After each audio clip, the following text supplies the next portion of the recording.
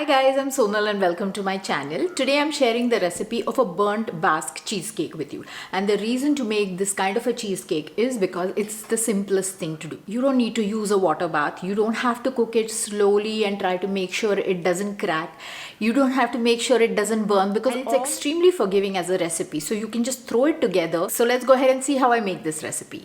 So you want a fatty cream cheese. You want to use all your ingredients at room temperature simply because they mix better. But like I said, this is a very forgiving recipe. I'm using allulose here. Allulose is a healthier sweetener, gut friendly. It helps your gut bacteria. So I'm adding about 1 cup here, but you can add a little more or less as per your choice. If you want to make a sugar version of this, then you can add sugar, or you can use inulin or any of the fructo-oligosaccharides or prebiotic fibers because they also have that texture that sugar gives your desserts. Here is 1 cup of fresh cream.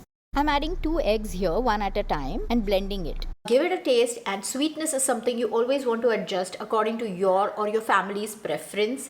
So now that everything is mixed, we are going to cook it at a very high temperature of 400 degrees Fahrenheit or about 200 degrees centigrade for 20 to 30 minutes. I'm going to make this in an air fryer because my oven is no longer as reliable and I've not bothered to get it repaired because I have an air fryer. I am making it on the bake mode, but in my air fryer, I need to put it on a much lower temperature than what it would be in an oven. So that's the reason here I want to cook it on 400 degrees Fahrenheit or 200 degrees centigrade, but I'm going to cook it at about 180. Keep an eye on it, and I keep rotating it because my air fryer does not cook evenly from all sides. Once it is completely cooked and you can see that brown color come in, just switch off your oven and let it sit in there and cool down in the oven itself, and then put it in the refrigerator, and then this is what it's going to look like. If you use a smaller pan, you'll get a taller cake. This is about 6 inches. So I hope you guys have liked this simple recipe. Let me know in the comment section. Also, don't forget to click the like button, subscribe to my channel, and click the notification bell right next to it to be notified every time